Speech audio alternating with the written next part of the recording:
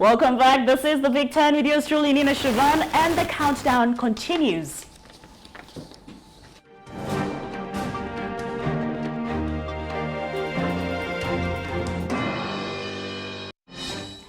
The week began on a choppy note for 188 members of staff at Chobe supermarket who were laid off by the Botswana headquartered retail chain. Chobe supermarket joined the growing list of businesses in Kenya that are laying off staff to stay afloat. Now, the Botswana headquarters retail chain has confirmed that it has laid off about a fifth of its workers and the force in Kenya, but the supermarket has refuted reports that it intends to exit the Kenyan markets. The Botswana-based retail chain Chobe Supermarket ventured into the Kenyan retail sector in 2015 after acquiring the then-struggling Ukwala supermarkets. The entry of the new retailer into the Kenyan retail space, which was reeling from the sudden collapse of Nakumatt supermarkets, was a welcome sign that Kenya's retail sector was attractive for investment. But not sooner had the new entrant settled in Kenya than its growth prospects took a dive. During the last 4 years, the retailer's existence in Kenya, the company has struggled with thin margins and shortage of stock. A spot check conducted by Metropol TV on Monday showed that most of the Chobe's retailers' outlets in Nairobi's central business district remain largely understocked, and this coming barely a month after Chobe's entered into a deal with the Association of Kenya Suppliers to clear all its outstanding debt to suppliers. But on a phone conversation with Metropol TV, a manager who declined to be named said the company confirmed that the Chobe's is now laying off 188 of its employees as part of efforts to keep its Kenyan business afloat. He further said the retailer is in the process of clearing the inventory it took over from Ukwala and restructuring its network of suppliers in Kenya. News in the layoffs came days after Chobe's announced the reinstatement of the company's chief executive officer, Ramachandran Otapathu, who was suspended earlier this year over questionable business dealings, and Chobe's troubles mounted with the suspension of trading of the company's shares in the Botswana Stock Exchange and the Johannesburg Stock Exchange for failing to publish its financial statements for the financial year ended 30th of June 2018. Whether the reinstatement of its CEO will, in a quote, improve its financial position, settle its creditors, and resume its normal operations, and of course, as per the board's expectations, remains to be seen, considering that Chobe's is set to exit the South African market, where it operates 88 stores. So what next, Fred? What next for its employees, and especially in this state, with majority of them complaining that they of allowance arrears that were not addressed in the termination letters? I think this is not a unique case to Chobe's. If you are aware, we have had a series of companies closing down, and especially in this year. It only goes to explain or showcase what our economy is going through right now. But if you question what it is for the people, I mean, it's bleak. It's bleak for people who are being laid off right, left, center, without proper send-off packages and stuff like that. And even if you are given a proper send-off package, then what next? You know, so a lot needs to be done, because most of the issues that crop up is that production in this country, we have skyrocketed the cost of production. We are talking about labor, which is expensive, and kind of things, electricity, and all those form of things. So if the government is really serious on its Big Four agenda, it needs to check on some of those things that are forcing companies to close and choose other markets. What do you think some of these things are, though? That needs to be addressed? Yes. Of course. And what are some of these things that are forcing companies to shut down? Are we zeroing in on the fact that it's only the economy? Of course, economy is determined by a lot of things. Like I've said, there's a high cost of production. Right. High cost of production is brought about by a factor of things, a conglomerate of things like electricity, cost of an energy in total. And then also we have bureaucracy when it comes to businesses coming to set up. You find that businesses will want to come, and then so many tariffs, so many licenses, so many people who want to eat here and there, drive them off. And that is the ripple effect. You see what is happening to Kenyans. All right, so some sad news for choppies and those who have been chopped off, unfortunately. But let's take a look at the company.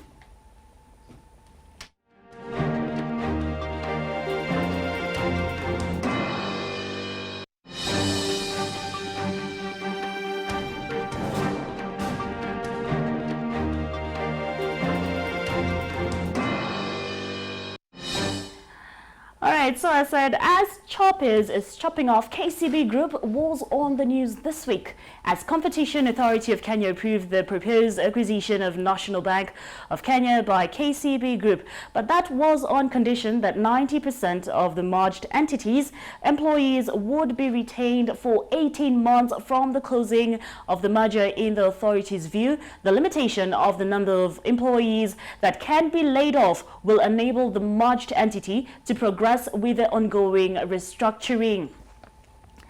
Both KCB and NBK have been undertaking organizational restructuring over the past 3 years, which has led to loss of jobs.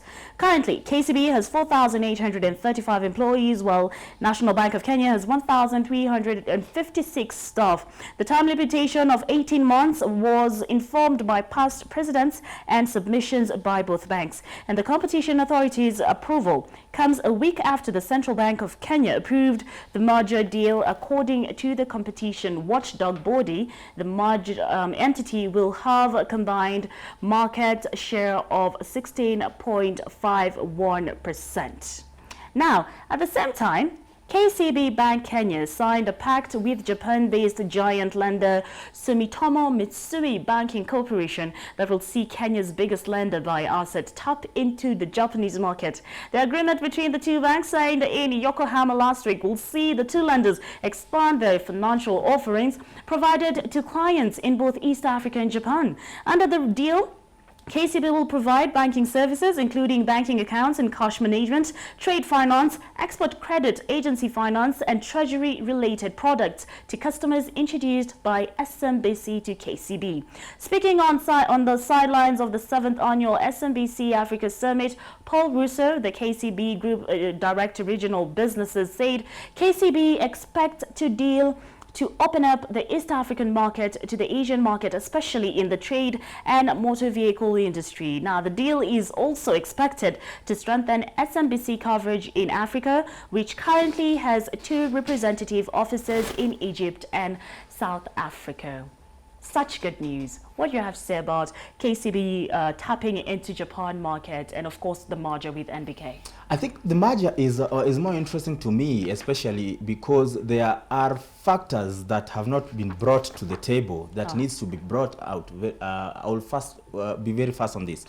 You see, the merger as it is, we are being told is on the offing. It's almost closed. But there is a factor that is going to prolong that thing. The factor of how the ordinary shares is going to be shared and how the KCB has a special, the National Bank has a special preferential shares that act ordinarily like ordinary shares. And these preferential shares are the ones that have been bringing this merger to a standstill. Now, there are two shareholders in this who are going to be very keen. The NSSF, who currently holds the majority of the ordinary shareholders, and the Treasury. Now, in the event that the preferred shares are turned into ordinary shares, as some pundits would want it to be, that will make the National Treasury to become the largest shareholder. And you see, NSSF is not going to agree to that.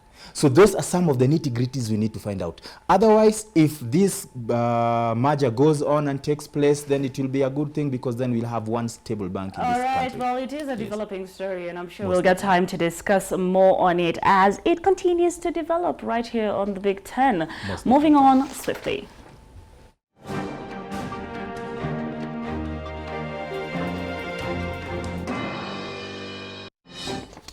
All right, so let's stay in the banking industry, where Equity Group announced that it was in talks with some of the Banque Commerciale, the Congos, that's the BCDC shareholders, to buy a controlling share for cash, stepping up its expansion in Africa. Equity already has a subsidiary in the Democratic Republic of Congo, which is one of the biggest countries in the continent by landmass and has more than 80 million people, making it appealing to ambitious lenders in regional states looking for growth. The Kenyan bank did not identify the BCDC shareholders or the size of the proposed deal. BCDC is DRC's second largest bank, with an asset base of about 73 billion shillings and about 29 branches across the mineral resource-rich country. Royal Bank is the leading commercial bank in Congo. Now, Equity Group first ventured into the DRC by acquiring a 79% stake in Pro Credit Bank in 2015. And in 2017, the bank raised its stake in the bank to 86%. In April, Equity bolstered its African presence by announcing the purchase of shares in banks in Rwanda, Zambia, Mozambique, and Tanzania, buying the assets of London-listed financial services firm Atlas Mara.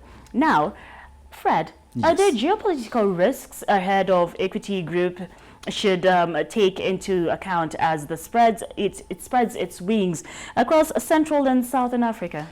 There are a couple, but just a quick one. If you look at, first of all, the acquisition of Pro whatever bank by Equity, and then you look at the current stake that they seem to want in the BCDC, then you use whatever they used to acquire the first stake in that bank in DRC. It is estimated or assumed that they are going to need at least 17 billion to do that acquisition. Now, that is massive investment. If you look at the DRC in geopolitics terms, and the frequent attacks and the fights and the ethnic fighting and all those things, we have always seen the hand of Uganda and the hand of Rwanda in that conflict. So these two players are going to be keenly watching this massive investment that Kenya, through a bank, is trying to get into DRC. So whatever we are going to be looking at as developing news and stories is the misdemeanor, or the body language of Uganda, the body language of Rwanda, and how they are going to treat this acquisition going forth. Yes. All right, we'll wait and see.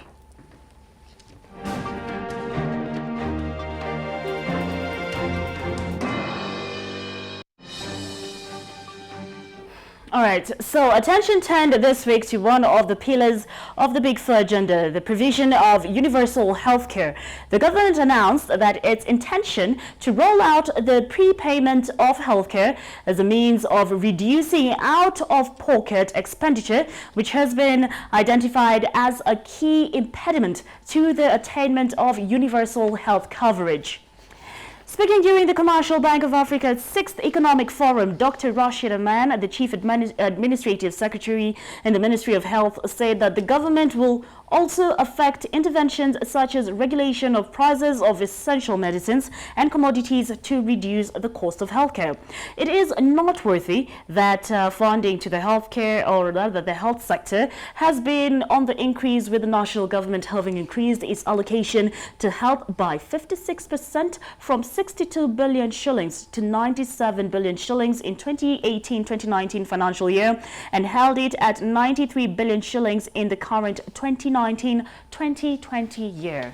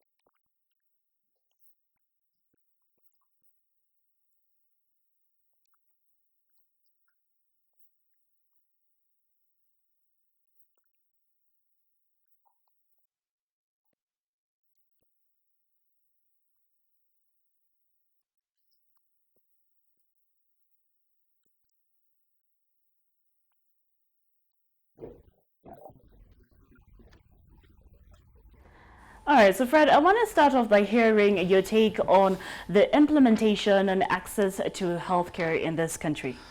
First of all, the concept of universal health care as imagined or portrayed by our government currently is wrong. And this is a whole topic we can discuss on another day, because we have a wrong interpretation of what UHC should be. But to answer the question, it is paramount that we have a proper UHC invested and implemented in Kenya going forth. And that does not mean painting of walls in Pumwani, buying of curtains in Kenya International Hospital and such kind of things. The government needs to understand what UHC is. UHC should be about research, proper research.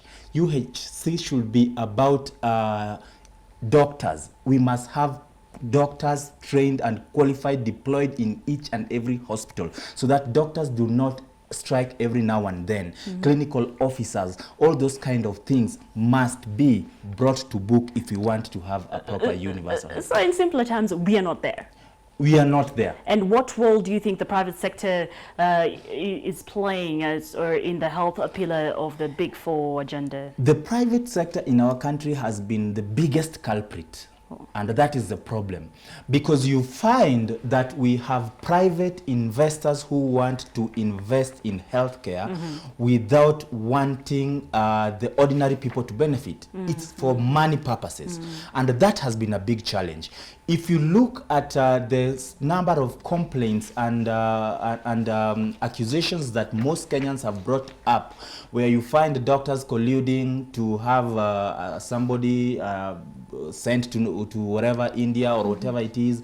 You take someone to Kenyatta National Hospital, then their head is busted out. You do all those kind of things. You find that because they don't want people to go to Kenyatta National Hospital, they are giving Kenyatta National Hospital the Moi referral and hospitals and all those kind of things. Poor infrastructure. They do not want to equip them. They do not want to finance them so that people can go to their private hospitals and those kind of things. So if the private sector in this country is serious, then they need to partner with government to ensure that public hospitals and those health facilities are up to date. That's a Fred's sentiments. Yes. Moving on swiftly.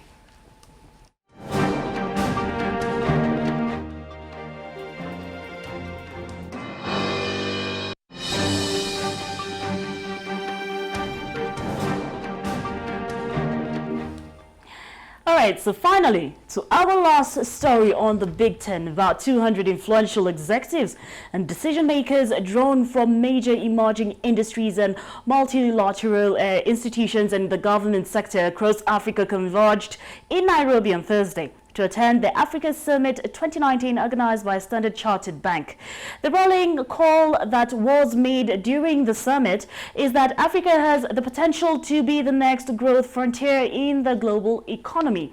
Among the senior policymakers who attended the conference include the Secretary General of the United Nations Conference on the Trade and Development, Dr. Mukisa Kitui, in an apparent reference to last week's xenophobic attacks on foreigners in South Africa. The UNCTAD boss said Africa will not achieve much without cooperation and better trade relations among African countries. Let's listen in.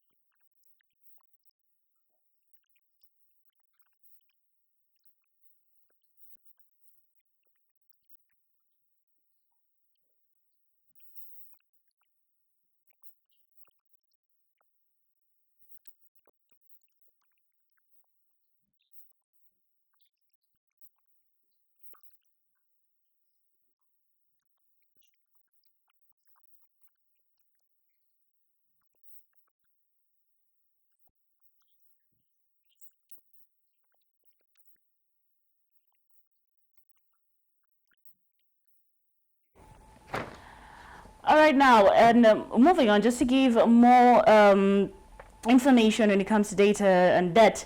Concern raised on Kenya's budget deficit. Kenya's revenue performance also came into sharp focus during the Africa Summit 2019. According to Standard Chartered Bank's chief economist Razia Khan, Kenya's tax collections appear to be lagging behind its economic growth rates and thereby posing a risk to the country's already precarious fiscal deficit situation. Her comments come against the background of the National Treasury's pledge to reduce the country's budget deficit to 4.8% of the GDP by July 2020 from the current level of 5.6%.